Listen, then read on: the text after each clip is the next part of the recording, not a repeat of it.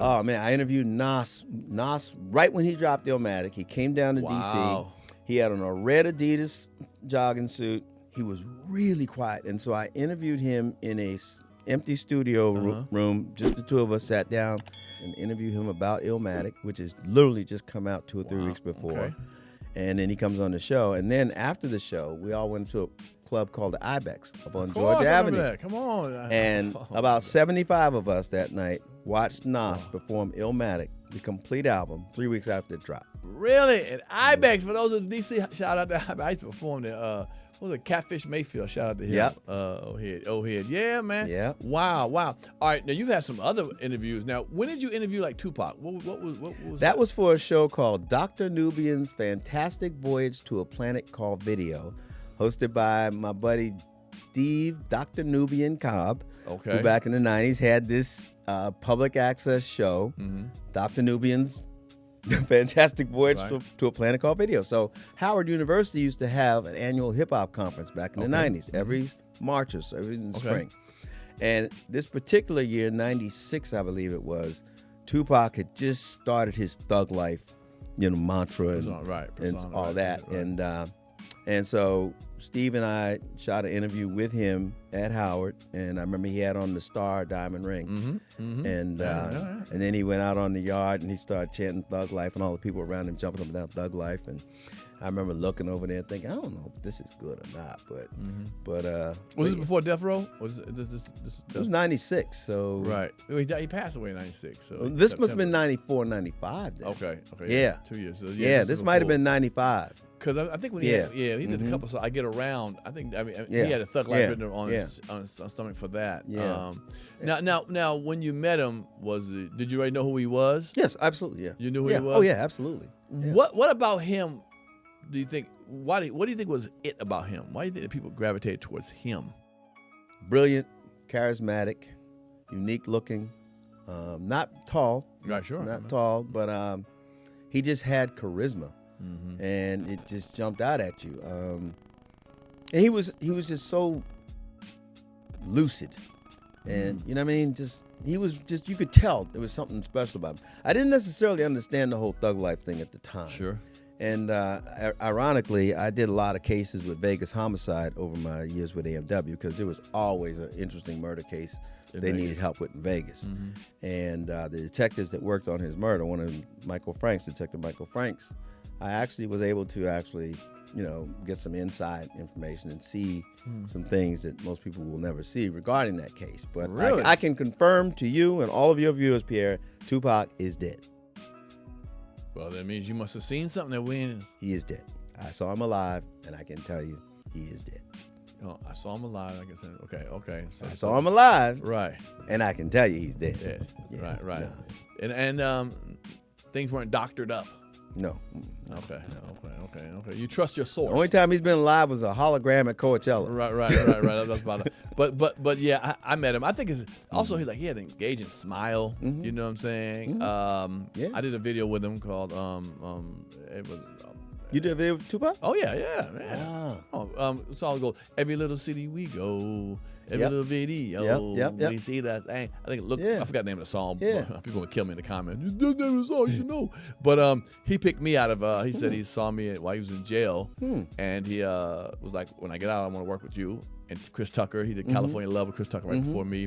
Did that. One thing I did notice was he came into my trailer on set, and it's weird. Every time I would come around, him and Gaddafi and all them from the Outlaws always wanted me to make them laugh. They were like, say something funny. And anything I said, they thought was funny. I'm like, man, I'm about to go to my room, man, with my trailer. He's in trailer. That boy wild with the trailer. I'm like, what the fuck? Hey, what time is craft service? No, you ain't say craft service. You ain't craft service. You say craft service. I'm like, what the fuck?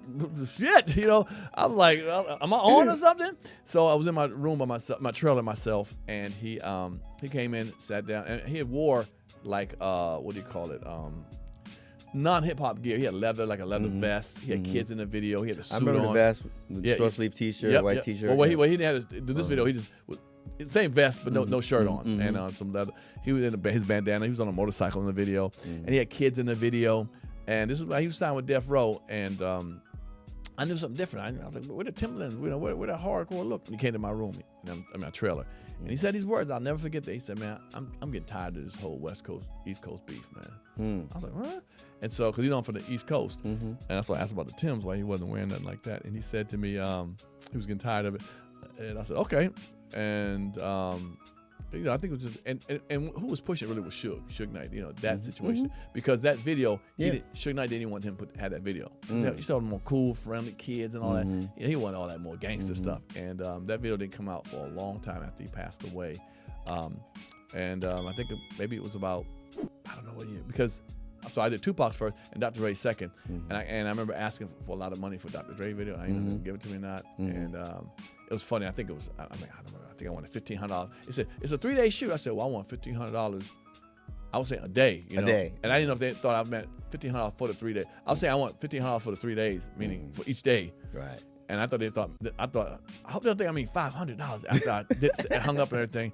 And so when the check came, I was like, man, I hope it's saying $1,500. It was $4,500. I was like, oh yeah, thank you, Dr. Dre. Thank you. Rich. Yeah, exactly. But his personality was something else, man. He was a writer. Right. He was at his core.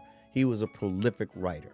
He was like the Hemingway of hip hop. Okay. He had to write. He had to get his thoughts out, and he could articulate them. And he had a relentless work ethic. The dude could just stay in the studio for weeks at a time, just writing. Not many people can do that. Right. And you knew all that when you saw him that day, and he's on the yard and bringing everybody in. You was just like, I knew it was brilliant when Brenda's Got a Baby came out. I was just like, this is some next level right here. Right. This is telling a story of humanity that most rappers just can't do. Right. Right. And wouldn't do. Right. And many people call him the greatest rapper of all time. And I have That's a favorite. debate. Right. Yeah. Exactly. Yeah. I would say if you capsulize his whole career and everything about him, what he stood for, I would agree with that, as far as I'm concerned. But if he's putting, to me, my favorite rapper, get in the comments. And I like Tupac, but I would say Biggie was probably my favorite one, rapper. But Tupac was definitely, up there. You know what I'm saying? For me, Black Thought. Okay, that's a good one. Will blaze smoke anybody that has a tongue and vocal cords. Come on now. Fonte, from Little Brother. Fonte. I remember Little Brother. Yeah. Big Pooh ain't bad either, but Fonte Coleman. Right. Fonte Coleman is like that beast. and has something to say. These are people that have something to say. Right. I'm not there. I'm no, they got something to say. Right. You know what I mean? I don't like these mumbling, just inarticulate. Tell me to shoot somebody. No, these guys are brilliant orators, and Black Thought. He's so prolific on the mic. You just can't say he's not in the top 5. Right. If you know anything about hip hop, for sure. But we all have our preferences. Biggie, obviously. Right. But there's so many, and there's a lot of great young rappers out here now. Like a lot of people my age, I'm 67, so a lot of people my age are not listening to new music every day. I'm listening to everybody from No Name to Terrence Martin, you name it. I'm Saba, and I'm constantly looking for new artists to listen to, and then making playlists and sending them to other people, so if they don't know, they can find out. Is it just because of your love of being a DJ and love of music? I've been a musician since I was 7 years old. Dope. I started playing piano and taking piano lessons at 7. Dope.